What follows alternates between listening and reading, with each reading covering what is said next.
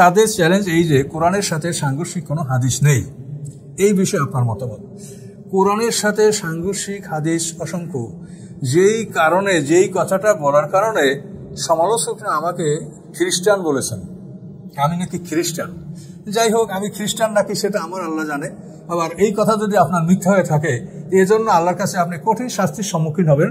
আপনি ইমানদার হন কি বেঈমান হন, আল্লাহর কোরআন সত্য, কোরআন দ্বারাই বিচার হবে।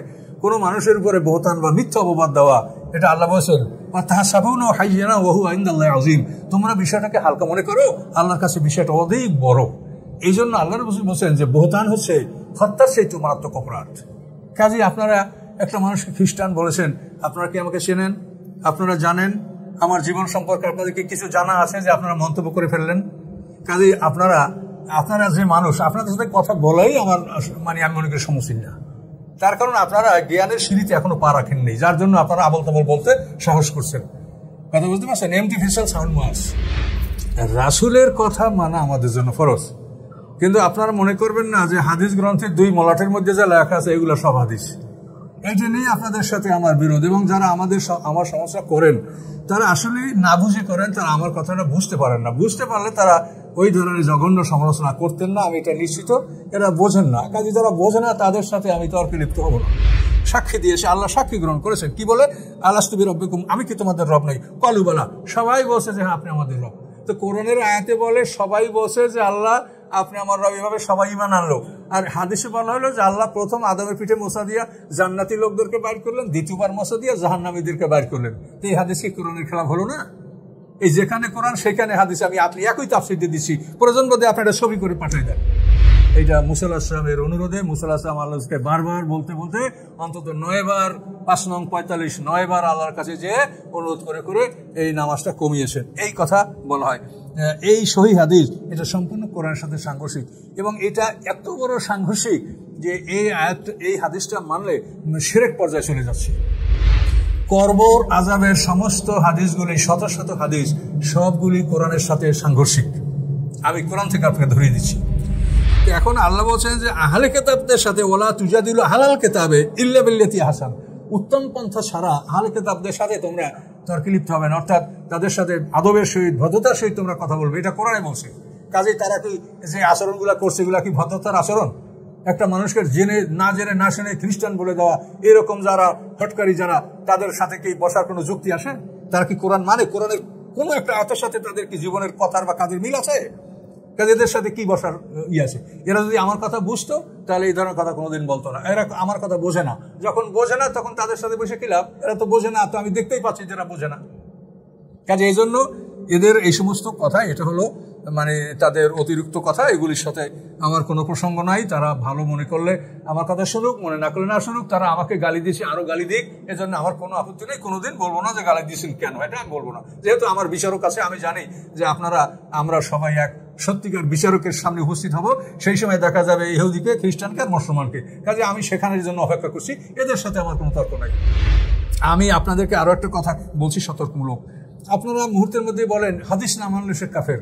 হাদিস না মানলে যদি মানুষ কাফের হয়, তাহলে পৃথিবীতে আপনি কোথাও মুসলমান খুঁজে পাবেন না। কি আল্লাহ রাসূল বলেন, লা তাকতুবানি, আমার থেকে তোমরা কিছু লিখো না। অমান কাতাবানি গায়রাল কোরআনে, কোরআন ছাড়া যারা আমার কাছ থেকে কিছু লিখেছে তারা মিটিয়ে দেয়, সেটা নষ্ট করে দেয়। আল্লাহ রাসূলের এই কথা বিশ্বাস করে সাহাবী, তাবুত তাবিঈন, এই 3 যুগের মধ্যে তারা কোনো হাদিস গ্রন্থ রচনা করে নাই। ইমাম বুখারী, ওনার জন্ম 194 হিজরি, উনি হলেন আওয়ামুন নাস। উনি তাবিনদের যুগ শেষ হওয়ার 12 বছর পরে জন্মগ্রহণ করছেন, ফলে উনি আর তাবুত তাবিঈন হতে পারেন নাই, উনি আওয়ামুন নাস। কাজে এই আওয়ামুন নাসের থেকে নিচের দিকে আমরা সবাই কিন্তু এই হাদিসটা অমান্য করেছি। তো আমি আগেই বলে নিচ্ছি যে আমার আলোচনা আমার যারা সমালোচনা করছেন তাদের উদ্দেশ্য নয়। সমালোচনা করেন তারা করতেই থাকেন, কোনো আপত্তি নেই, কিন্তু আমার আলোচনাটা আমার সুধীদের জন্য, যাতে আপনারা জ্ঞান পাবেন, এই জন্য আমি আলোচনাটা করতে যাচ্ছি। 1 নম্বর, ওনারা আমাকে বলেছেন যে হাদিস নিয়ে আপনার অবস্থান ও মূলনীতি। তো এটার উপরে আমি সংক্ষিপ্ত কথা বলছি। হাদিস বলতে আমরা কি বুঝি? হাদিস গ্রন্থের 2 মলাটের মধ্যে যা লেখা, এগুলি কি সব হাদিস? এটা কিন্তু না।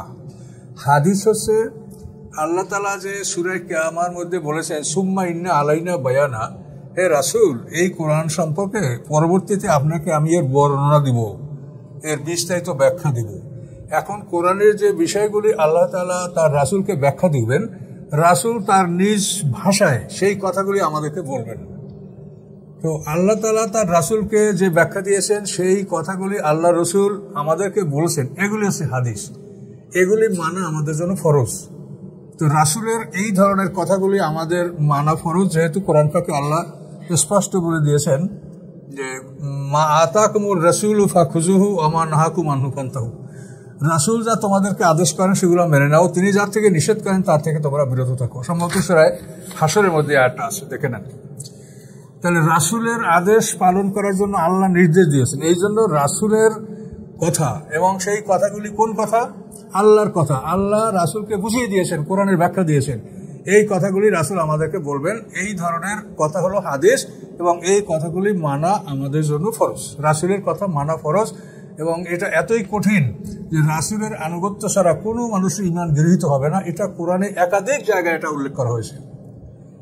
এবং আল্লাহর আনুগত্যের ব্যাপারে আল্লাহ এটাও হালকা করে দিয়েছেন। আল্লাহ বলেছেন মাইয়ুতির রাসূলা ফাকাদ আতা আল্লাহ। রাসূলের আনুগত্য করলেই আল্লাহর আনুগত্য হবে।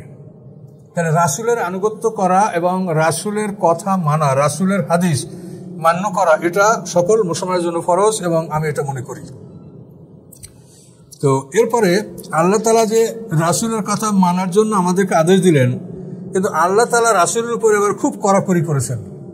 সূরা হাক্কার মধ্যে আল্লাহ বলেছেন ওয়ালাউ তাকাব্বালা আলাইনা বাযাল আকাবিলা লাআখাযনা মিনহু বিল ইয়ামিন। আল্লাহ বলেন যে মুহাম্মদ সাল্লাল্লাহু আলাইহি ওয়াসাল্লাম কোনো কথা যদি বানিয়ে বলতো, তাহলে আমি তার শক্তিকে নিয়ন্ত্রণ করে, অর্থাৎ তার ডান হাত ধরা মানে তার শক্তিকে আমি নিয়ন্ত্রণ করে আমি তার রকেটে তাকে জমা করে দিতাম। তাহলে এখন দেখেন যে মুহাম্মদ সাল্লাল্লাহু আলাইহি ওয়াসাল্লামের কথা বলায় কত সতর্কতা অবলম্বন করতে হবে।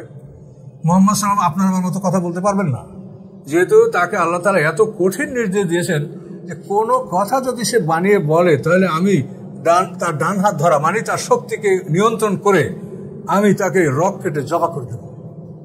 তাহলে এর থেকে বোঝা যায় যে মুহাম্মদ সাল্লাল্লাহু আলাইহি ওয়াসাল্লামের উপরে খুব কড়াকড়ি আল্লাহর পক্ষ থেকে, যে কোনো কথা সে নিজের পক্ষ থেকে বলতে পারবেন না। এই জন্য একটা ফার্সিতে কথা আছে, মুস্তফার গেজনা গুপ্তা তানা গুপ্তা জিব্রাইল, জিব্রাইল আর গেজনা গুপ্তা তানা গুপ্তা কিরদগার। যে মুস্তফা কখনো কোনো কথা বলেন না যতক্ষণ জিব্রাইল তাকে না বলেন, আবার জিব্রাইল কোনো কথা বলেন না যতক্ষণ পর্যন্ত আল্লাহ তাআলা তাকে না বলেন। ফার্সি ভাষায় এই কথাটা বলা আছে, তাই বললাম। তাহলে এখন রাসূলের কথা মানা আমাদের জন্য ফরজ, কিন্তু আপনারা মনে করবেন না যে হাদিস গ্রন্থের 2 মলাটের মধ্যে যা লেখা আছে এগুলো সব হাদিস। এইটি নিয়ে আপনাদের সাথে আমার বিরোধ, এবং যারা আমার সমস্যা করেন তারা আসলে না বুঝে করেন, তারা আমার কথাটা বুঝতে পারেন না। বুঝতে পারলে তারা ওই ধরনের জঘন্য সমালোচনা করতেন না, আমি এটা নিশ্চিত। এরা বোঝেন না, কাজে যারা বোঝে না তাদের সাথে আমি তর্কে লিপ্ত হব না। আমি আমার সুধীদের জন্য কথাগুলো বলছি। তাহলে হাদিস সম্পর্কে মূলনীতিটা স্পষ্ট হয়ে গেল যে রাসূলের কথা মানা ফরজ। রাসূলের কথা না হলে সেগুলো আমরা মানব না। এবং রাসূল কথা বলবেন খুবই সতর্কতার সহিত, যেহেতু তিনি যদি কোনো কথা বানিয়ে বলেন, সেখানে কোন কথা মানে কোরআন হাদিস বলা হয় না, লাউ তাকাব্বাল আলাইনা বাযাল আকাবিলা, কমন। রাসূল কোনো কথা বানিয়ে বলতে পারবেন না, কোরআন হাদিস কোনোটাই না, সব বলবেন যা আল্লাহ তাকে বলেছেন। কাজে হাদিস খুব কঠিন ব্যাপার, কাজে হাদিস মানা আমাদের জন্য ফরজ, কিন্তু সেটা হাদিস হতে হবে। রসুলের নামে আপনি বলে দিবেন আর হাদিসের কেতাবে লেখা আছে আর এটা হাদিস বলবেন, এইটা কিন্তু নয়। আপনাকে জানতে হবে যে এই কথাটা রাসূলের কিনা, এবং রাসূলের কথাটা এটা হবে ওহিয়ে গায়রে মাতলু। তো ওহি দুটাই আল্লাহর পক্ষ থেকে, ওহিয়ে মাতলু এবং গায়রে মাতলু।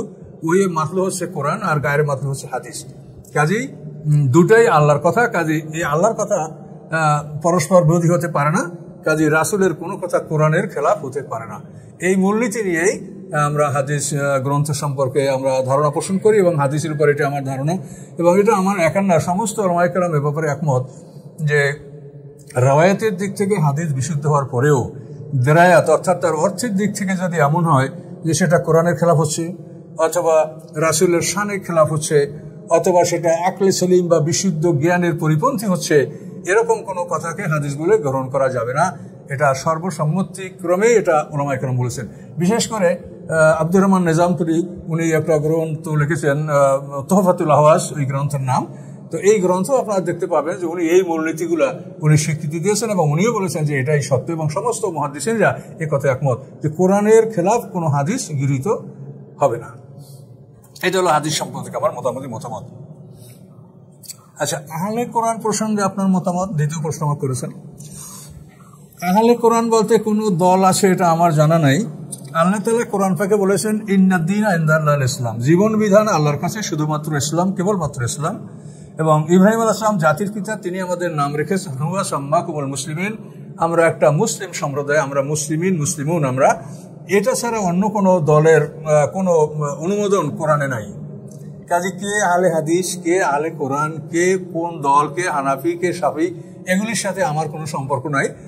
আল্লাহ যেটা বলেছেন যে জীবন বিধান একমাত্র ইসলাম, গায়রুল ইসলামি দিনান ফালা ইউকবালা মিনহু, ইসলাম ছাড়া অন্য কোনো কিছু কেউ যদি জীবন বিধান হিসেবে গ্রহণ করে আল্লাহর পক্ষে তা গৃহীত হবে না, এটা আল্লাহ বলে দিয়েছেন।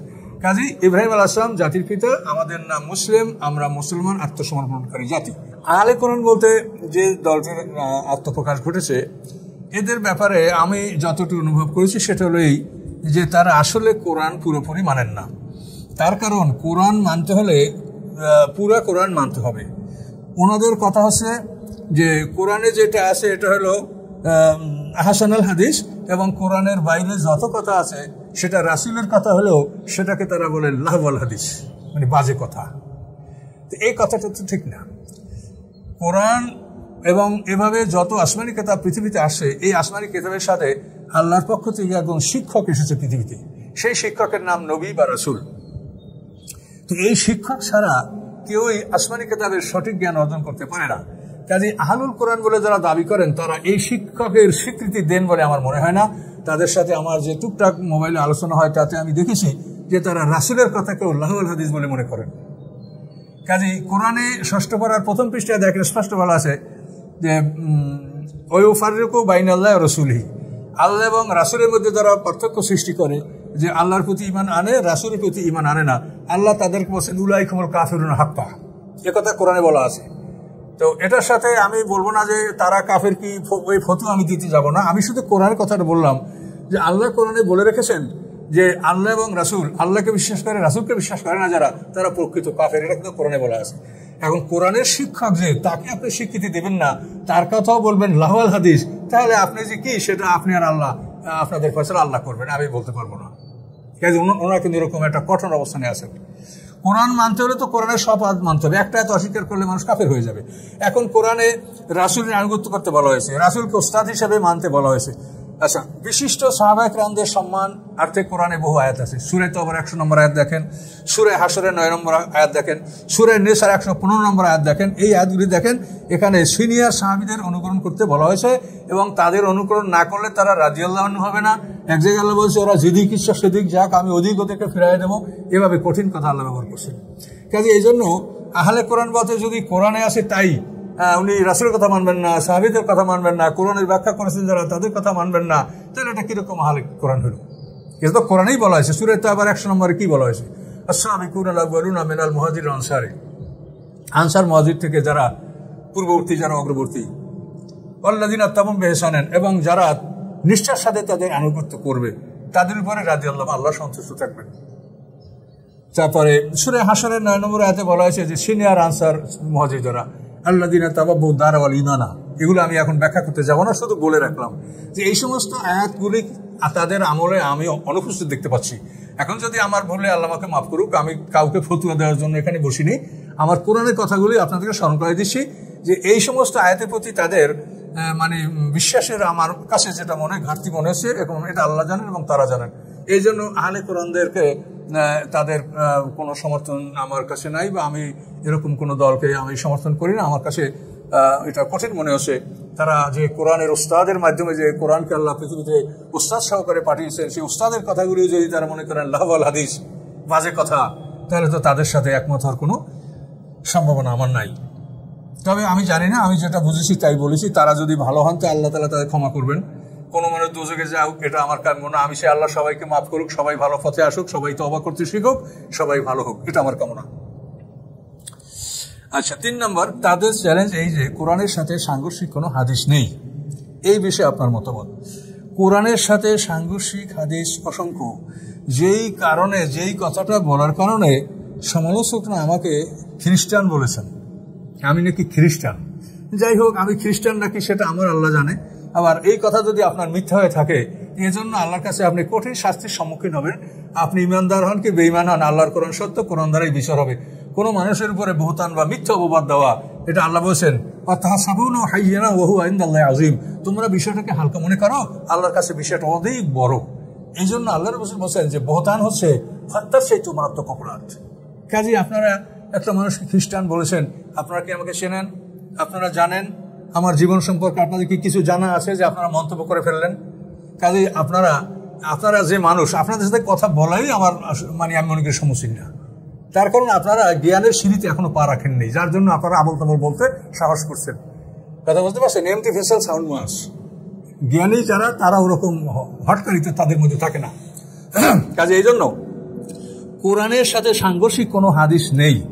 এখন এটা আপনারা দেখেন, কবর আযাবের সমস্ত হাদিসগুলি, শত শত হাদিস, সবগুলি কোরআনের সাথে সাংঘর্ষিক। আমি কোরআন থেকে আপনাকে ধরিয়ে দিচ্ছি। সূরা গাফিরের মধ্যে 11 নম্বর আয়াতে আল্লাহ বলেন, ক্বালু রাব্বানা আমাত্তা নাসনাতাইনি ওয়া আহইতা নাসনাতাইনি ফা'তারাফনা বিযুনুবিনা ফাহাল ইলা খুরুজিন মিন সাবিল। জাহান্নামীরা জাহান্নামে প্রবেশ করার পরে বলবে, হে আমাদের রব, আমাত্তা নাসনাতাইনি ওয়া আহইতা নাসনাতাইনি, আপনি দুবার আমাদেরকে জীবন দান করেছেন, দুবার আপনি আমাদেরকে মৃত্যু দান করেছেন, বলেন বের হওয়ার কি কোনো রাস্তা আছে? তো প্রত্যেকটা মানুষের দুইটা জীবন দুইটা মরণ, এটা স্পষ্ট কোরআন আয়াত দ্বারা প্রমাণিত। ইসনাতাইনের শব্দের অর্থ যে দুই, এটা মানে যারা মানে মাদ্রাসার প্রথম শ্রেণীতে পড়ছে তারাও জানে, আর কামেল পর্যন্ত সবাই জানে ইসনাতাইনি মানে দুই। তো আল্লাহ বলেছেন যে প্রত্যেকটা মানুষের দুইটা জীবন দুইটা মরণ। এখন একটা জীবন উপভোগ করছি, এরপর মরে যাওয়ার পরে আমরা বরজাকে থাকবো, অথবা কবরে থাকবো, বরজাকে থাকবো। এরপরে আমরা সিঙ্গার ফুৎকারের পরে আমরা জীবিত হয়ে উঠবো, ওখান থেকে দ্বিতীয় জীবনের আমাদের সূচনা। এই দুইটা জীবন। এখন যদি আপনি কবরে আবার মানুষকে জীবিত করা হয়, শোয়া জবাব করা হয়, তাকে ওঠানো হয়, বসানো হয়, তো তিনটা জীবন হয়ে যাবে। তো তিনটা জীবন হওয়া এটা কোরআনের সম্পূর্ণ খেলাফ। কোরআনের সাথে কোনো যোগ বিয়োগ হারাম। কোরআনের সাথে যোগ করাও হারাম, বিয়োগ করাও হারাম। কোরআন থেকে কিছু সাথে যোগও করতে পারবেন না, বিয়োগও করতে পারবেন না। তাহলে এখানে যদি আপনারা কবরে মুনকার নেকিরা আর ওই ফেরেশতারা জীবিত করবে এটা মানেন, তাহলে জীবন হবে তিনটা, কোরআনের সাথে আপনার এটা যোগ করা হবে। তো পৃথিবীর কোনো মানুষের ক্ষমতা আছে কোরআনের সাথে যোগ করা? কোরআনে আল্লাহ বলছেন তোমার হায়াত দুইটা, এখন তুমি হায়াত বানাবা তিনটা, এ ক্ষমতা আছে কারো? কাজে আমরাও প্রথম জীবনে, যেহেতু আপনারাও যে আলেমদের কাছে পড়াশোনা করছেন, আমরাও তো ওই ধরনের, তবে আমাদের আলেমরা অনেক বড় বড় ছিলেন। চীনা মহাদেশ, বিহারি, বিভিন্ন দেশের আমরা বড় বড় আলেমদের কাছে পড়াশোনা করছি। যাই হোক, আজ থেকে আজকে 54 বছর আগে আমি কামেল পাশ করেছি। আর আপনারা তো মানে এখনো কবে জন্মগ্রহণ করছেন আল্লাহ জানে, ফতুয়া দিয়ে দিলেন আমার যে উনি কি খ্রিস্টান। তো এজন্য এই সমস্ত এদের সাথে কোনো কথা আমার না, আমার কথা আমার সুদীদের জন্য। ওরা যা বলে, ওরা যা বকে বকুক। তো এখন কথা হচ্ছে যে কোরআনে যেটা স্পষ্ট বলা যে প্রত্যেকটা মানুষের জীবন দুইটা, মরণ দুইটা। এখন ওই কবরে মানুষকে জীবিত করা হবে এই কথা বলা হলে হায়াত হয়ে যায় মানুষের তিনটা। এখন কোরআনের সাথে আপনি যোগ করবেন। এরপরে প্রশ্নে আসেন, কবরে যদি একটা মানুষকে জীবিত করা হয়, সেখানে রুহ নফস দিয়ে দেওয়া হয়, তাহলে রুহ নফস দেওয়ার পরে কবরেই কি কিয়ামত পর্যন্ত তার রুহ নফস নিয়ে আসে কবরে থেকে যাবে, না ওখান থেকে রুহ নফস তার ইল্লিন সিজনে ট্রান্সফার হবে? এটা জবাব। আল্লাহ তো স্পষ্ট কোরআনের ভাষায় বলে দিয়েছেন যে মরার পরে ওয়ারাহিম বারজাকুন ইলা ইয়াউমি ইউবাসুন, তাদের সামনে বারজাক বা পর্দার আড়ালে জগৎ রয়েছে পুনরুত্থান পর্যন্ত। এই পুনরুত্থান পর্যন্ত বারজাক যা পর্দার আড়ালে জগৎ, এইটা তারা একটা হলো শাস্তির জায়গা, সেটা হলো সিজ্জিন, আর একটা শান্তির জায়গা, সেটা হলো ইল্লিন। কাজে এই সিজ্জিনে যারা থাকবে তারা কবর আযাব আর বারজাকের আযাব বলেন এটা প্রতিষ্ঠিত। কাজে মরার পরে যে শাস্তি আছে এবং শান্তি আছে, এটাকে কবর আযাব বলেন বা বারজাকের আযাব বলেন। আমি এটাকে বারজাকের আযাব বলি। বারজাকের আযাব এই জন্য বলি যে কবরে পৃথিবীর সামান্য সংখ্যক মানুষ কবরে যাচ্ছে, বাকিগুলা সব বিনা কবরে অন্য অন্য জায়গায় যাচ্ছে। এই জন্য যদি বারজাক বলি তো সবাই এর শাস্তির আওতায় আসে। আর যদি শুধু কবর বলি, ইহুদি, খ্রিস্টান, মুশরিকরা তারা হাতে তালি দেবে, আনন্দ করবে যে মুহাম্মদ সাল্লাল্লাহু আলাইহি ওয়াসাল্লাম সারা বিশ্বের মানুষের নবী, সে কবর আযাব শুধু মুসলমানদের কথা বলছে, আমাদের কোনো কবর আযাবের কথা বলে নাই। তাই আনন্দ উৎসব করবে তারা এই হাদিসগুলি নিয়ে, খুব ফুর্তি যে মুসলমানদের কবর আযাব, তাদের কোনো কবর আযাবের কথা মুহাম্মদ সাল্লাল্লাহু আলাইহি ওয়াসাল্লাম বলেননি। এই সমস্যার জন্য আমি বলছি যেটা কবর আযাব না বলে বারজাক বলেন। বারজাক তো আল্লাহ বলছেন কোরআনে, এটা তো আমার বানানো কথা না। এখন আপনারা বলেন কি না বলেন সেটা আপনাদের ব্যাপার। এখন আপনি বলেন, এই আমার প্রশ্ন, আপনারা প্রশ্ন করছেন, আমিও প্রশ্ন করলাম আপনাদেরকে, যে কবরে যদি মানুষকে জীবিত করা হয়, রুহ এবং নফস তাকে ফিরিয়ে দেওয়া হয়, তো এই রুহ নফস কি কিয়ামত পর্যন্ত কবরই তার থেকে যাবে, না এখান থেকে কোনো এক সময় নির্ধারিত সময় কবরে থাকার পরে তাকে এখান থেকে ইল্লিন সিজনে ট্রান্সফার করা হবে? এটা বলেন তো। এই অরক্ষিত জায়গায় কবরে কোনো মানুষের নফস রুহ থাকবে? এটা কি এত সোজা? মানুষ কি এত সোজা জিনিস? তাকে কঠিন সুরক্ষিত জায়গায় তাকে সংরক্ষিত করা হবে। কবরে তো আপনার দেহটা থাকছে খালি। কবরে কি? কবরে আপনার পৃথিবীর কোন কবরগুলি 18 মাস পর কোন কবর রাখা হয় না, সব কবরকে সমতল করে দেওয়া হয়। জানেন কবর সম্পর্কে খবর নেন? পৃথিবীর বড় বড় কবরস্থানগুলি 18 মাসের পরে কোনো মানুষের কবর রাখা হয় না, ভাঙ্গে চুরমার করে সমান করে সেখানে আবার কবর দেয়। একটা করে 100 কবর হয়, তার সাথে বেশি কবর হয়। এগুলি আপনি জ্ঞান। তাহলে এখন বলেন যে কবরে যদি প্রাণ পাঠানো হয়, তো এইখান থেকে কিয়ামত পর্যন্ত নফস এবং রূহ কবরই থেকে যাবে, না এখান থেকে ইল্লিন সিজনে পাঠানো হবে? এটা বলেন। যদি বলেন ইল্লিন সিজনেই পাঠানো হবে, ওইটাই প্রকৃত জায়গা কোরআনে বলা, তাহলে কয় মাস পর পাঠানো হবে? কয় মাস কবরে সাজা দেওয়ার পরে তারপর ইল্লিন সিজনে পাঠানো হবে? বলেন তো, মেয়াদ বলেন। যে এত মাস তাকে কবরে রাখা হবে বা এত বছর কবরে রাখা হবে, তারপর আবার তাকে ইল্লিন সিজনে নিয়ে যাওয়া হবে। তো কবরে তাকে প্রাণ দিয়ে আবার যদি ইল্লিন সিজনে না হয়, তো কবরে আবার তাকে জান কবজ করতে হবে। তো কবরে কোনো ফেরেশতা এসে তার জান কবজ করবে, আবার তার রূহ ইল্লিন সিজনে নিয়ে যাবে, এরকম কোনো বিবরণ কি আপনাদের কাছে আছে? নাই। তাহলে এই হাদিসগুলি দেখেন, এই হাদিসগুলি যদি আপনি সত্য বলেন, তার জীবন হবে 3টা, মৌত হবে 3টা। তার কারণ কবরে আপনি জীবন নিয়ে আসেন, শাস্তি ভোগ করবেন, আবার তো আপনি ইল্লিন সিজন ট্রান্সফার করতে হবে। আপনার মূল জায়গা তো সেখানে। এই বারজাকে তো আপনি ইয়মিউবাসন বন্ধ থাকবেন, সেটা তো সুরক্ষিত জায়গা, ইল্লিন এবং সিজ্জিন বারজাক। তাহলে এই কথা আপনারা জবাব দিতে পারছেন না। কাজী কবর আযাবের সব হাদিসগুলি কোরআন বিরোধী। কবর আযাবের হাদিস সত্য হয়, তাহলে মানুষের জীবন হয় 3টা, মরণ হয় 3টা, এবং কোনো কথা আপনি সঠিক জবাব দিতে পারছেন না। আপনি আরো জ্ঞানের কথা ভাবেন। একটা গাড়ির ইঞ্জিন এবং বডি, মানুষের ওই রকম বডি এবং ইঞ্জিন। বডিটা হলো এই পানি, মাটি, আগুন, বাতাসের দেহ, এটা হলো বডি। আর ইঞ্জিন হলো আমাদের নফসে মুতমাইন্না, নফসে লাওয়ামা, নফসে আমরা, রূহ, এটা হলো ইঞ্জিন। এখন ইঞ্জিন ফিট করার জন্য বডির ফিটনেস লাগবে। একটা গাড়ি দেখেন, রাজশাহী কত রাস্তার পরে এই মাইক্রো অনেক গাড়ি, ছোট ছোট গাড়ি, কত গাড়ির বডি পরে আছে। এই গাড়িতে কি ইঞ্জিন ফিট হবে? যে গাড়ির বডি ঠিক নাই সেই গাড়িতে ইঞ্জিন ফিট হয় না। কাজে মানুষের দেহে যে রগগুলি, এগুলি গাড়ির ইঞ্জিনের মতো। এর সাথেই এই নফসে মুতমাইন্না, নফসে আম্মারা, লাওয়ামা, রূহ, এগুলি এই ইঞ্জিন ফিট হতে বডি ফিট লাগবে। এখন মরিয়ে যাওয়ার সাথে সাথে আপনার সব রগগুলি, মানে যেগুলি মানে তার, গাড়ির যে তার, এটা দেহের রগ, এই রগগুলি তো সব পুষে যাচ্ছে। তাহলে ইঞ্জিন কেমনে ফিট হবে সেখানে? এই মরা মানুষের সাথে ইঞ্জিন কেমনে ফিট করা হবে? মরা মানুষের মধ্যে আবার কেমন করে তাকে রূহ দেওয়া হবে? এটা কোন বিবেকে আছে? কিভাবে এটা আপনারা বলছেন? এই কথাটা তো কোনোভাবে যুক্তিতে আসে না। মরে যাওয়ার সাথে সাথে তো মানুষের দেহটা আস্তে আস্তে স্ক্যাটার হয়ে যাচ্ছে, সেটা ডিজলভ হয়ে যাচ্ছে, গলে যাচ্ছে। তো ওই অবস্থায় কি একটা মানুষের ইঞ্জিন ফিট হতে পারে? হ্যাঁ, তারপরে মানুষকে কবরকে তোলা হবে, কবরের আযাব হবে। এটা কিভাবে হবে? আমার আলোচনা ইসরাফিলের সিঙ্গার ফুৎকার, প্রথম সিঙ্গার ফুৎকার, সেইটা শোনেন, তখন এই বিষয়টা ক্লিয়ার হবে। এটা আমি আপনাদেরকে এখন এতগুলো কথা বলতে পারবো না। শুধু আমি এতটুকুই বললাম যে আপনারা যে বলছেন কোরআনের খেলাফ, না, আমি বললাম এই সব হাদিসগুলি কোরআনের খেলাফ। কারণ এই হাদিসগুলি সত্য হলে মানুষের জীবন হয় 3টা, মরণ হয় 3টা, এবং তারপর ওটা আপনার সঠিক জবাব দিতে পারবেন না যে তার কবরে কতদিন রাখার পরে আবার সেখান থেকে ইল্লিন সিজনে ট্রান্সফার করা হবে, বলতে পারবেন? পারছেন না। কাজে এই রকমের কথা, আপনাদের জ্ঞানের অভাব, আর ফটাফট করে ফতুয়া দিতে পারছেন। কাজে ফতুয়া দিতে থাকেন, আপনাদের এতে কোনো কল্যাণ হবে না। বরং জ্ঞান অর্জন করার চেষ্টা করেন, আল্লাহর কাছে তওবা করার মনোভাব রাখেন, এবং আল্লাহকে বলেন যে আল্লাহ আমাকে ক্ষমা করেন। তওবা করিয়া যদি না যাইতে পারেন, তাহলে ভয়ঙ্কর অবস্থার সম্মুখীন হবে, এতে কোনো সন্দেহ নাই। সম্মানিত সবই, আমি এটা বললাম যে কোরআনের খেলাফ হাদিস। এই বিষয়ে আপনার হাদিস, অসংখ্য হাদিস দেখেন। সূরা আরাফের মধ্যে যে কথাটা বলা আছে, ওয়াজ আখাযা রাব্বুকা মিন বানি আদম মিন যুহুরিহিম যুররিয়াতাহুম ওয়া আশহাদুহুম আলা আনফুসিহিম আলাস্তু বিরাব্বিকুম ক্বালু বালা। তো সূরা আরাফে এই আয়াত আছে, এই আয়াত প্রসঙ্গে যে হাদিসগুলি আছে, এই সব হাদিসগুলি কোরআনের খেলাফ। এই দেখেন সূরা আরাফের এটা 177 নম্বর আয়াত। আল্লাহ বলেন, যখন আপনার রব আদম সন্তানদের পিঠ থেকে বের করলেন, আখাযা রাব্বুকা মিন বানি আদম মিন যুহুরিহিম যুররিয়াতাহুম, আদম সন্তানদের পেট থেকে বের করা হয়েছে, মিন যুহুরিহিম যুররিয়াতাহুম। এটা ছোটখাটো আরবি জানা মানুষ বোঝে যে আরবির যে সর্বনাম হুয়া হুম হুম, হিয়া হুম হুন্না, কে কুমাকুম, এগুলা যে আরবি ভাষায় আছে সর্বনাম, এখানে এই হুম হলো বহু বছর, এটা সবাই জানে।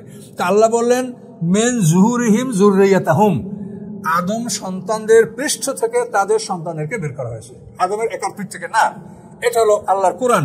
তো এইখানে হাদিস দেখেন, قال عمر بن الخطاب سمعت رسول الله صلى الله عليه وسلم يسأل عنها فقال رسول الله صلى الله عليه وسلم إن الله عز وجل خلق آدم ثم مسح ظهره بيمينه, মানে আল্লাহ তাআলা আদমকে সৃষ্টি করলেন, এরপরে আল্লাহ তাআলা তার হাত দ্বারা তার ডান হাত দ্বারা আদম আলাইহিস সালাম পিঠে মোছা দিলেন। ডান হাত দ্বারা পিছনে দিয়ে কি করলেন, ফাস্তাকাযারা মিনহু যুররিয়াতান, এর থেকে আল্লাহ তাআলা আদমের পিঠ থেকে ডান হাত দ্বারা মোছা দিয়ে সন্তানগুলি বার করলেন। আর ফাকালা, এবং বললেন হাযা খালাকতু হাউলাল জান্নাহ, এবং এগুলিকে আমি জান্নাতের জন্য সৃষ্টি করছি। আল্লাহ আদমের পিঠে ডান হাত দ্বারা মোছা দিয়ে বের করে বললেন এদেরকে আমি জান্নাতের জন্য সৃষ্টি করছি, ওয়া আহলিল জান্নাহ, এবং এরা জান্নাতের কাজ করবে, জান্নাতে যাবে। আচ্ছা, এরপরে আল্লাহ কি করলেন, সুম্মা মাসা যাহরাহু, এরপরে আল্লাহ তাআলা আবার আদম আলাইহিস সালামের পিঠে মোছা দিলেন, ফাস্তাখরাজা মিনহু, তার থেকে বের করলেন যুররিয়াতান, সন্তানদেরকে। সকালে, এবং আল্লাহ বলেন হাউলাইলেন নার, এরা দোজখে যাবে, এরা আগুনের জন্য, ওই আমালু আমাল্লান নার, এবং তারা দোজখের কাজ তারা করবে। এই আয়াতের নিচেই দেখেন, হ্যাঁ এই হাদিসের সম্পূর্ণ কোরআনের খেলাফ, এই হাদিসের সম্পূর্ণ কোরআনের খেলাফ। যেহেতু কোরআনে এখানে প্রথম আদম থেকে 120 জোড়া সন্তান বের করছেন, তারপর তাদের সন্তান থেকে তাদের পিঠে মোছা দিয়া তাদের সন্তান, এইভাবে করে করে আমাদের পিঠে মোছা দিয়ে আমাদের সন্তান, সমস্ত পিতাদের থেকেই পর্যায়ক্রমে আল্লাহ সমস্ত সন্তানদেরকে আল্লাহ বের করছেন। বের করে আল্লাহ সবাইকে বলছেন মানে যুরিয়াতে ওয়াশহাদুম আলা আনফুসিহিম, এবং তাদের উপরে তাদের মাধ্যমেই আল্লাহ সাক্ষী গ্রহণ করেছেন। আলা মানে বিপক্ষে, অর্থাৎ তাদের বিপক্ষে তারা সাক্ষী দিয়েছে, আল্লাহ সাক্ষী গ্রহণ করেছেন। কি বলে, আলাস্তু বিরাব্বিকুম, আমি কি তোমাদের রব নই? ক্বালু বালা, সবাই বলছে যে হ্যাঁ আপনি আমাদের রব। তো কোরআনের আয়াতে বলে সবাই বলছে যে আল্লাহ আপনি আমার রব, এভাবে সবাই ঈমান আনলো। আর হাদিসে বলা হলো যে আল্লাহ প্রথম আদমের পিঠে মোছা দিয়া জান্নাতি লোকদেরকে বাইর করলেন, দ্বিতীয়বার মোছা দিয়া জাহান্নামীদেরকে বাইর করলেন। তো এই হাদিস কি কোরআনের খেলাফ হলো না?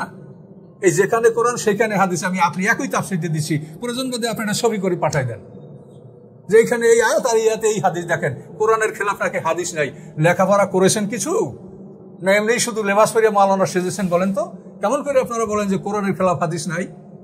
কাজে পড়াশোনা করেন, শেখেন, তারপর কথা বলেন। গায়ের বারে কথা বলে কোনোদিন কেউ জিততে পারে না। কথা বলতে হলে যুক্তি সহকারে দলিল প্রমাণ সহ কথা বলতে হয়। এখানে দেখেন আমি যেখানে আজ সেখানেই এই হাদিস, আমি এগুলো ফটো করে আমি বলবো এটা পোস্ট করে দেওয়ার জন্য। তো এখানে দেখেন যে এই আয়াতের নিচেই এই হাদিস যে কোরআনের খেলাফ। আর কোরআনে আল্লাহ বললেন যে আমি সবাইকে বের করছি, সবাইকে প্রশ্ন করছি, সবাই বলছে যে আপনি আমাদের রব। আর হাদিসে বলা হলো যে আল্লাহ তাআলা প্রথম তার ডাইন হাত দিয়ে মোছা দিয়া আদমের পিঠ থেকে জান্নাতি বাইর করছেন, আর দ্বিতীয়বার মোছা দিয়া জাহান্নামী বাইর করে দিয়েছেন। তাহলে তো জাহান্নামী যারা, তারা আল্লাহকে রব বলে স্বীকার করে নাই, এটা বলা হয় হাদিসে। যেটা কি কোরআনের সাথে মিললো? কোরআনের কথা সত্য, সবাই আল্লাহকে বিশ্বাস করছে, সবাই আল্লাহর প্রতি ঈমান এনেছে। এই জন্য এই মানুষগুলি পৃথিবীতে যখন আসে তখন তারা মোমেন হিসেবেই আসে। এই জন্য পৃথিবীতে কোনো নাবালেগ বাচ্চা মারা গেলে তার জন্য হুকুম জান্নাত। এটা কি কোনো আলেমদের দ্বিমত আছে? সমস্ত উলামা ইকরাম একমত যে নাবালেগ বাচ্চারা যে দলেরই হোক, তার পিতামাতা যাই হোক, নাবালেগ মারা গেলে সে জান্নাতি। কেন জান্নাতি? যেহেতু এইখানে আল্লাহর প্রশ্নে সে আল্লাহকে রব বলে স্বীকার করেছে, সে মোমেন, এবং মোমেন হিসেবে সে পৃথিবীতে আসে, এবং নাবালেগ অবস্থায় মারা গেলে সে জান্নাতে যাবে। এটা হলো আল্লাহর কোরআনের সিদ্ধান্ত। এবং এই কথাটা প্রত্যেকটা মানুষ যে ইমানদার হিসেবে জান্নাতে আসে, এই কথাটা বোঝার জন্য কোরআনের আরেকটা আয়াত দেখেন। এই দেখেন সূরা রুমে আল্লাহ কি বলছে, ফিতরাতাল্লাহিল্লাতী ফাতারান নাস আলাইহা লা তাবদীলা লিখালকিল্লাহ। ফিতরাত মানে কি? এখানে দেখেন আয় খালাকান নাস আলাইহা ওয়া হাযা কাউলুন নাস ওয়া জামাআতুম মিনাল মুফাসসিরিন আন্নাল মুরাদা বিল ফিতরাতি আদ-দ্বীন হুয়াল ইসলাম। তাহলে ফিতরাত মানে হলো দ্বীন, ফিতরাত শব্দের অর্থ ইসলাম। এই তাফসীরে আমি আপনাকে পড়ে শোনাচ্ছি। এখন এই ফিতরাত মানে দ্বীন এবং ইসলাম। আল্লাহ বলেন ফিতরাতাল্লাহিল্লাতী ফাতারান নাস আলাইহা, সমস্ত মানুষগুলি কি ইসলামের উপরে আল্লাহ সৃষ্টি করেছেন। তাহলে এই কোরআনের আয়াত আর ওই হাদিস কি এক হলো? সমস্ত মানুষকে আল্লাহ তাআলা ফিতরাতের উপরে সৃষ্টি করেছেন। আবার এখানে যে হাদিস, সেই হাদিসটাও ঠিক আছে। এখানে আল্লাহ হাদিসে ক্বালা রাসূলুল্লাহ সাল্লাল্লাহু আলাইহি ওয়াসাল্লাম, আবু হুরায়রা হাদিস, ক্বালা মা ইউলাদু আলাল ফিতরাতি, আল্লাহ রাসূল বলেন যে জন্মগ্রহণ করে সে ইসলামের উপরেই জন্মগ্রহণ করে। তাহলে এখানে কোরআনও ঠিক আছে, হাদিসও ঠিক আছে। আর ওইখানে সূরা আরাফে দেখলাম এটা সূরা রুম, আর ওইখানে দেখালাম সূরা আরাফে, সেখানে কোরআন আছে, কোরআনের সাথে হাদিস সম্পূর্ণ উল্টা। তো কোরআনের খেলাফ কোনো হাদিস নাই, কিছু পড়াশোনা করেছেন যারা, তারাই কথা বলতে পারে না। এই কথা বলতে পারে ওই অন্ধ মানুষ। ভরে ভরে হাদিস কোরআনের খেলাফ রয়েছে। এই আমি আপনার সরাসরি তাফসীর থেকে এটা বলে দিলাম। কাজে এখানে দেখেন আল্লাহ বলেন ফিতরাত আল্লাহি ফাতারান নাস আলাইহা, ফিতরাত মানে ইসলাম, এই ফিতরাতের উপরে সমস্ত মানুষ সৃষ্টি করা হয়েছে। এরপরে আল্লাহ রাসূল বলেন পিতামাতা তারা ইসলামের পৃথিবীতে আসে, আবুহু হাবদানি ওই নাসরানি ওই মাজসানি, তার পিতামাতারাই এই সন্তানদেরকে ইহুদি বানায়, মূর্তি পূজক বানায়, মজুসি বানায়, অগ্নি পূজক বানায়, এগুলো তার পিতামাতাই করে, কিন্তু জন্মগতভাবে সমস্ত শিশু ইসলামের পর জন্মগ্রহণ করেছে। তো এখানে হাদিস এবং কোরআন সূরা রুমের মধ্যে দুটোই এক আছে, আর সূরা আরাফে কোরআনের সাথে হাদিস কোনো মিল নেই এবং এই আয়াতের সাথে ওই হাদিসের মিল নেই। তাহলে হাদিস কোরআনের খেলাফ কোনো হাদিস নাই, এ কোন পণ্ডিত সাহেবরা বললেন এগুলি বলেন তো? তো এই জন্য আল্লাহ আমাকে মাফ করুক, আমি যেন রাগ করে কেউ কিছু না বলি। কোরআনের সাথে কোন হাদিসগুলি সাংঘর্ষিক সেটা আপনারা দুই একটা দেখলেই তো হয়ে যায়। যেমন দেখেন মুসা আলাইহিস সালামের ব্যাপারে মেরাজে যে হাদিসটা আছে, যেটা সব সিয়াসাতে হাদিসটা উল্লেখ আছে, যে আল্লাহ তাআলা আল্লাহ রসুলের পরে উম্মতে মুহাম্মাদের 50 ওয়াক্ত নামাজ ফরজ করেছিলেন। এটা মুসা আলাইহিস সালামের অনুরোধে মুসা আলাইহিস সালাম আল্লাহকে বারবার বলতে বলতে অন্তত 9 বার 5 নং 45 9 বার আল্লাহর কাছে যেয়ে অনুরোধ করে করে এই নামাজটা কমিয়েছেন, এই কথা বলা হয়। এই সহিহ হাদিস এটা সম্পূর্ণ কোরআনের সাথে সাংঘর্ষিক এবং এটা এত বড় সাংঘর্ষিক যে এই হাদিসটা মানলে শিরক পর্যায়ে চলে যাচ্ছে। আমি কোরআন থেকে আপনার দেখাই দেওয়া বুঝতে সক্ষম হই, শিরক পর্যায়ে চলে যাচ্ছে। শিরক পর্যায়ে চলে যাচ্ছে এই জন্য যে আল্লাহ কোরআন পাকে বলেছেন আল্লাহ আল্লাহুল খালকু ওয়াল আমরু, তোমরা সতর্ক থাকো, সৃষ্টি আল্লাহর আদেশ, তার আল্লাহর আদেশে আল্লাহ ছাড়া আর কেউ আদেশদাতা নাই। আচ্ছা, সূরা কাহফের মধ্যে আল্লাহ বলছেন যে ওয়ালা ইউশরিকু বিহুকমি আহাদা, সূরা কাহফের মধ্যে আল্লাহ তাআলা বলেন ওয়ালা ইউশরিকু বিহুকমি আহাদা, আল্লাহ তাআলা তার আদেশে কাউকে অংশীদার রাখেন না, একাই আদেশ করেন। তো আল্লাহ তাআলা তার আদেশে কাউকে শরীক রাখেন না, অংশীদার রাখেন না। তো এটা কত বড় কঠিন কথা যে আল্লাহ তাআলা তার আদেশে কাউকে অংশীদার রাখেন না। এই দেখেন 26 নম্বর আয়াত, ওয়ালা ইউশরিকু বিহুকমি আহাদা, আল্লাহ তাআলা তার আদেশে কাউকে শরীক রাখেন না, একাই আদেশ দেন। এটা হলো কোরআনের স্পষ্ট কথা, আল্লাহ তাআলা তার আদেশে কাউকে শরীক রাখেন না, তিনি একাই আদেশ করেন। এখন যদি আপনারা বলেন যে আল্লাহ আদেশ করেছিলেন 50 ওয়াক্ত, মুসা আলাইহিস সালামের অনুরোধে আল্লাহ তাআলা 5 ওয়াক্ত করলেন, তাহলে এখানে তো আল্লাহর আদেশের সাথে মুসা আলাইহিস সালাম শরীক হয়ে গেলেন। কি সঠিক কিনা বলেন? মুসা আলাইহিস সালাম আল্লাহর আদেশের সাথে শরীক হয়ে গেলেন, যে মুসা আলাইহিস সালাম অনুরোধ করে আল্লাহকে কমাইয়া এই নামাজটা 5 ওয়াক্ত নিয়ে আসছে, তাহলে আল্লাহ তো 50 বলেছিলেন, তাহলে আল্লাহর আদেশের সাথে মুসা আলাইহিস সালাম কি শরীক হলেন? নাউজুবিল্লাহ। এই আকীদা তো শিরকি আকীদা। কাজে এই হাদিস আপনারা লালন পালন করছেন এবং কোরআনের সাথে আপনাদের কোনো সম্পর্ক নাই, কোরআন না পড়েই আপনারা হাদিস পড়েন, যার জন্য এই ভুলটা আপনাদের মধ্যে আসে। আমি আপনাদের ক্ষমা চাইছি, তারপরে বলছি যে এই ভুলগুলো আসার কারণ যে আপনারা কোরআন না পড়ে হাদিস পড়ছেন। কোরআন পড়েন তারপর হাদিস পড়েন, তাহলে ভুলটা ধরা পড়বে। তো কোরআন পড়েন নাই, হাদিসে আছে 50 ওয়াক্ত নামাজ, সবাই ওয়াজ করতেছেন মঞ্চে দাঁড়াইয়া, কি করবো আমরা বলেন?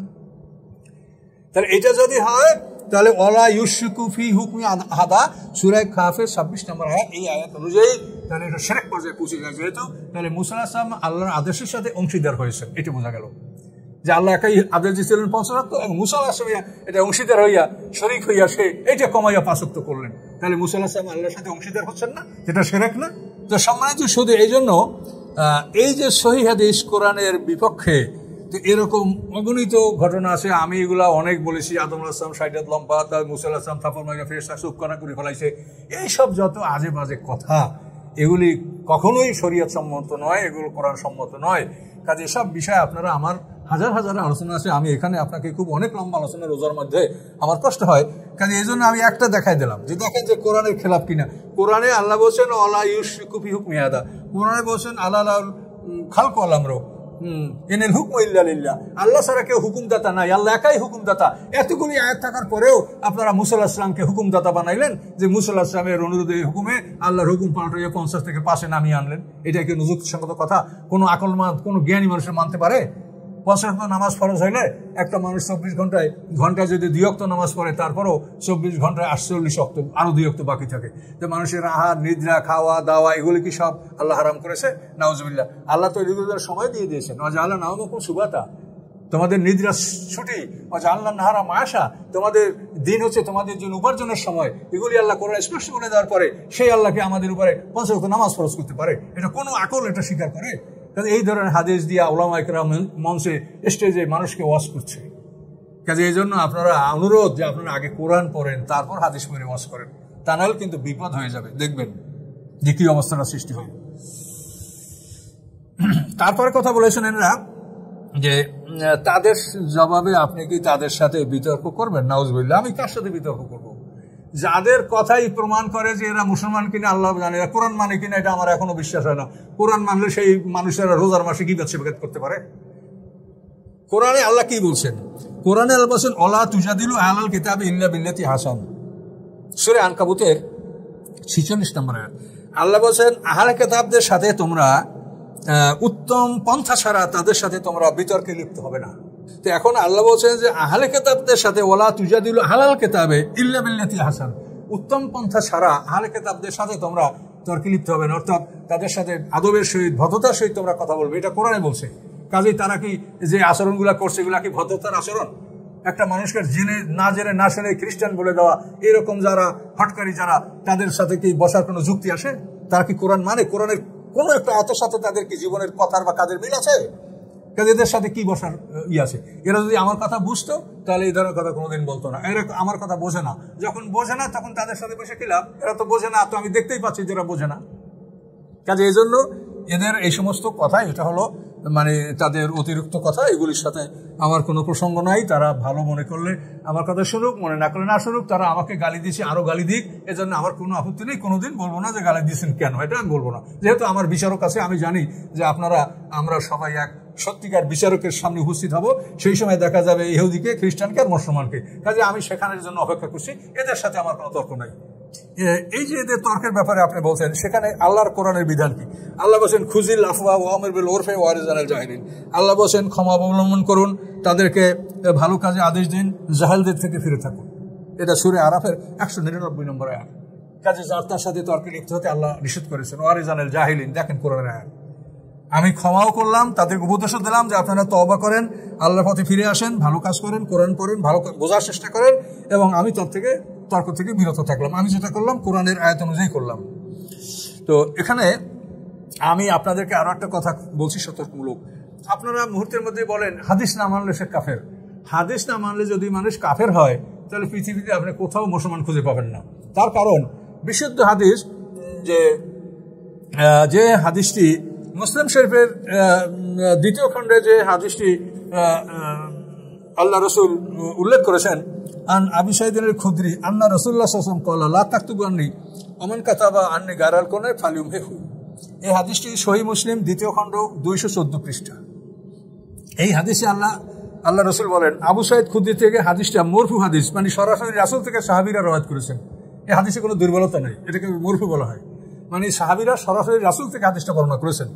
কি আল্লাহ রাসূল বলেন, লা তাকতুবু আন্নী, আমার থেকে তোমরা কিছু লিখো না, অমান কাতাবান্নি গায়রাল কোরআনে, কোরআন ছাড়া যারা আমার কাছে কিছু লিখেছে ফালিউম, সেটা তো তারা মিটিয়ে দেয়, সেটা তো নষ্ট করে দেয়।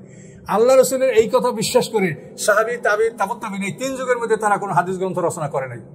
ইমাম বুখারী, ওনার জন্ম 194 হিজরি, উনি হলেন আওয়ামুন নাস। তার কারণ উনি যদি 182 হিজরির আগে জন্মগ্রহণ করতেন তাহলে উনি তাবাউত তাবিঈন হতে পারতেন। তাবিকে দেখলে তাবাউত তাবিঈন হয়। সর্বশেষ তাবি হুসাইম ইবনে বশির, তার ইন্তেকাল হয়েছে 182 হিজরিতে। কাজে ইমাম বুখারী এই সর্বশেষ তাবি হুসাইম ইবনে বশির ইন্তেকালের 14 বছর পরে ওনার জন্ম। 194 না 12 বছর, 82 থেকে 12 বছর। তো উনি তাবিনদের যুগ শেষ হওয়ার 12 বছর পরে জন্মগ্রহণ করছেন, ফলে উনি আর তাবাউত তাবিঈন হতে পারেন নাই, উনি আওয়ামুন নাস। কাজে এই আওয়ামুন নাসের থেকে নিচের দিকে আমরা সবাই কিন্তু এই হাদিসটা অমান্য করেছি। আল্লাহ রাসূল বলেন যে আমার থেকে কোরআন ছাড়া কিছু লিখো না, কিন্তু সবাই লিখছি, পড়ছি, বলছি, বয়ান করছি। তবে হাদিসের মধ্যে যে হাদিসগুলি কোরআন দ্বারা প্রমাণিত, রাসূলকে বর্ণনা দেওয়া হয়েছে, সেগুলি কিন্তু এরা অর্থ পড়বে না, সেটা তো কোরআনের অধীনে চলে যাবে। তো এই জন্য আপনি যদি হাদিস অমান্য করলে মানুষ কাফের হয়, তো পৃথিবীতে আপনি মুসলমান কাকে পাবেন? কেউ মুসলমান নয়, সবাই তো হাদিস অমান্য করলো। তাহলে মুসলমান পাবেন ওই 3 যুগের লোক, সাহাবী, তাবী, তাবাউত তাবীন। এরা এই হাদিস মানে নাই, যার জন্য এরা কোনো গ্রন্থ রচনা করে নাই, ওই 3 যুগে কোনো হাদিসের কিতাব লেখা হয়নি। তাহলে এখন এই কথা বলা ঠিক হবে না যে হাদিস না মানলে তারা কাফের হয়ে যাবে, এটা বললে আপনি পৃথিবীতে কোনো মুসলমান খুঁজে পাবেন না। এরপরে এই হাদিস গ্রন্থে যে সমস্ত মানে আজে বাজে কথা লেখা আছে সেগুলিও খুব অনেক মানে মারাত্মক মারাত্মক কথা আছে। ধরেন আমি দু একটা কথা আপনাকে বলি, এগুলো না বলা ভালো, এবং বলা হলো আপনাদের সন্দেহ দূর করার জন্য। যে আমর ইবনে মাইমুন থেকে একটা হাদিস বর্ণনা আছে বুখারী শরীফে, সহিহ বুখারী হাদিস নাম্বার হলো 3849। তো ইসলামী ফাউন্ডেশন এই হাদিসটি নাম্বার হলো 3567। আধুনিক প্রকাশনীতে এই হাদিসটার নাম্বার হলো 3562। তো এই হাদিস যেটা সহিহ বুখারীতে 3849 নম্বর হাদিস, আমর ইবনে মাইমুন থেকে হাদিস বর্ণিত আছে। হাদিসটা কি কলা রাআইতু ফিল জাহিলিয়াতে কিরাদাতান ইসতামা আলাইহা কিরাদাতুন ফাজানাত ফারাজামুহা ফারাজামতুহা মাহু। হাদিস হলো ওমর ইবনে মাইমুন বলেন যে জাহিলিয়াতে একটা বানরে জেনা করেছে, সেই জন্য অন্য বানররা একত্রিত হয়ে তাকে পাথর মেরেছে, আমিও তাদের সাথে পাথর মেরেছি। এখন এই হাদিসটা বুখারী শরীফের হাদিস, নাম্বার বলে দিলাম। এখন আপনি বলেন যে বানর ওই একটা বানরে জেনা করছে, আর অন্য বানরদের বউ ছিল নাকি, বিয়ে পড়াইছে কে? বুখারী শরীফের হাদিস, তাহলে ওই বানরটাই জেনা করছে, আর বানরদের সবাই বৌদ্ধ স্ত্রী ছিল, তাই না? এই বিয়েগুলো কি পড়াইছে এই বানরের? কাজে এই ধরনের কথাও কিন্তু হাদিসে আছে। কাজে আপনারা হাদিসের মলাটের মধ্যে থাকলে এটা হাদিস মনে করিয়েন না। রাসূলের কথা প্রমাণ করেন, তারপর হাদিস, সেটা মানেন, মানা ফরজ। কিন্তু হাদিসের মলাটের মধ্যে লেখা আছে বলে হাদিস, এটা হলো ওই লোকের একটা কথার মতো। একটা লোক মানে একটা বইয়ের একটা সেন্টেন্স বুঝতে পারছে না, একটা জ্ঞানী লোকের কাছে লয়ে গেছে যে ভাই এটা বুঝি না, উনি কাছে এটা সাফার বলে এই জন্য বুঝতে পারছেন না। উনি তখন বলে সাফার অক্ষরে কি ভুল হইবার পারে, মানে সাফার অক্ষরে আবার ভুল হয় কেমন, এটা অবস্থা হয়ে গেছে। আপনারা ওই রকম হাদিসের মলাটের মধ্যে যা আছে এগুলোর মধ্যে কোনো ভুল হইবার পারে না, এটা যদি মনে করেন তাহলে এটা মারাত্মক ভুল হবে। হাদিস মানা ফরজ, রাসূলের যদি কথা হয়, রাসূল যদি বলে থাকেন এটা সঠিক হয়, সেটা মানা ফরজ। কিন্তু আপনারা ওই মলাটের মধ্যে যা আবর্জনা লেখায় সবই হাদিস মনে করেন, তাহলে সেটা কিন্তু খুবই আপনাদের জন্য ক্ষতি, জাতির জন্য ক্ষতি, পরকালের জন্য ক্ষতি। কাজে এই জন্য বুঝে শুনে সহিহ হাদিস যেটা সেটা মানেন, রাসূলের কথা মানা ফরজ। আমি বারবার বলছি রাসূলের কথা মানা ফরজ, রাসূলের শাফাত ছাড়া কেউ জান্নাত পাবে না। কাজে এই জন্য রাসূলের সম্মান, রাসূলের কথা এগুলি আমাদের মানা অত্যন্ত জরুরি, এবং এভাবে কোরআনে বহু তাকিদ দেওয়া আছে, বহুভাবে রাসূলের সম্মানের কথা কোরআনে উল্লেখ করা আছে। কাজে এই বিষয়গুলি আপনাদেরকে এই জন্য বললাম। আচ্ছা, আর একটা হাদিস বলি, সেটা হলো হাদিসের সংক্ষেপে বলছি। এই হাদিসটা বুখারী শরীফের আছে, আবু হুরায়রা থেকে বর্ণিত। রাসূল সাল্লাল্লাহু আলাইহি ওয়াসাল্লাম বলেন, মান লাম ইয়াতাগান্না বিল কোরআনে ফালাইসা মিন্না, লাইসা মিন্না মান লাম ইয়াতাগান্না বিল কোরআন, যে কোরআন যার জন্য যথেষ্ট নয় সে আমাদের দলভুক্ত নয়। এখন এই ইয়াতাগান্না শব্দের অথবা কেউ কেউ কয় যে গান করা, না, গান করা না। এই জন্য সুফিয়ান ইবনে ওয়াইনিয়া তাফসিরে মাআলিমুত তানজিলের ৩য় খণ্ডে ৪১২ পৃষ্ঠায় এই হাদিসের ব্যাখ্যায় সুফিয়ান ইবনে ওয়াইনিয়া বলেছেন যে লামিয়া তাগান্নার অর্থ হলো মান লাম ইয়াস্তাগনা, অর্থাৎ কোরআন যার জন্য যথেষ্ট নয় সে, আল্লাহ রাসূল বলছেন, সে আমার উম্মতের অন্তর্ভুক্ত নয়। এই হাদিসটা কি আপনারা জীবনে একবারও পড়েছেন যে কোরআনকে আল্লাহ রাসূল এত গুরুত্ব দিয়েছেন যে কোরআন যার জন্য যথেষ্ট নয় সে আমার উম্মত নয়? তাহলে আপনারা কি কোরআন পড়েছেন? হাদিস সম্বন্ধে আল্লাহ রাসূল বলছেন লেখন, আর কোরআন সম্বন্ধে বলছেন যে এই কোরআন যার জন্য যথেষ্ট নয় সে আমার উম্মত নয়। রাসূলের কথাটা আপনারা কি মানলেন এই দুইটা হাদিস থেকে বলেন? কাজে এই জন্য ভেবেচিন্তে কথা বলেন, সবাই ভালো হন। আমরা মরণশীল, আমরা মৃত্যুর দুয়ারে চলে আসছি। আপনারা যা যুবক, আপনারা ভালো হবেন এটা আশা করি, এই দোয়া করি যে আপনারা ভালো হবেন। কিন্তু আপনারা জ্ঞান অর্জন করেন, জ্ঞানের কথা বলেন, আপনারা হইসই করিয়েন না, লাফালাফি করিয়েন না, ঠান্ডা হন, জ্ঞান অর্জন করেন। আপনারাই ভবিষ্যৎ থাকবেন, এই পৃথিবী এর ভবিষ্যৎ আপনাদের কাছে। এই জন্য আপনাদের জন্য আমি দোয়া করি। যারা আমাকে সমালোচনা করছেন, আমি তাদের প্রতি আমার কোনো আপত্তি নেই, আমি দোয়া করি আপনারা জানলা ভালো করে। আল্লাহুম্মা আমিন।